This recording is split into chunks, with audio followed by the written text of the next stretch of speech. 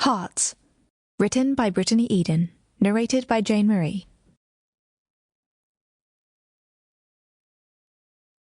To my husband, who was my true love when the shadows seemed too dark, and who is still my greatest support. Prologue. 7 years ago.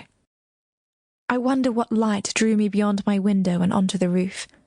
Maybe it was the moon, a great light shining hope in the night, because maybe stars weren't enough for a withdrawn girl.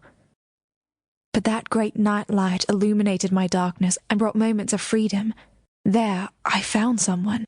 I even caught glimpses of myself, my true self, on the moonlit nights. Mostly, though, I think it was the stars that started it. "What do you think heaven is like?" my friend asked, hidden in the shadows. I shivered in my nightgown, which clung in the humid late-night air. "You're asking the wrong question." I drew my knees up against a late summer chill, feeling hints of freedom from the fog crowding my mind, there in the midnight darkness under the wide expanse of the heavens.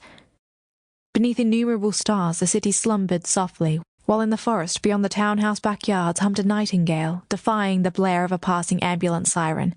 It was calm on the rooftop where I spent summer nights keeping vigil against sleeplessness. I could deny the past all I wanted, until I slept. I was too afraid to confront my trauma and desperate to protect myself from what might have been reality or may have been delusions. But there was no hiding in the subconscious, and it didn't seem possible for my young mind to process. Night terrors are scary. "And what would that be?"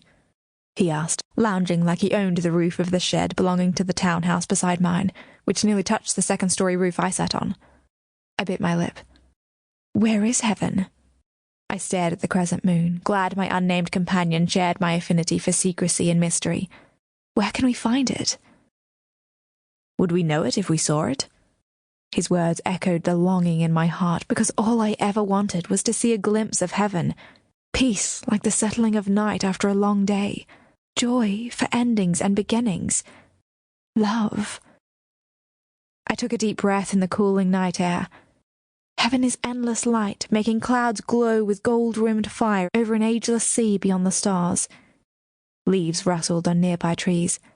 Heaven is where hills are split by a happy river whose destination is forever.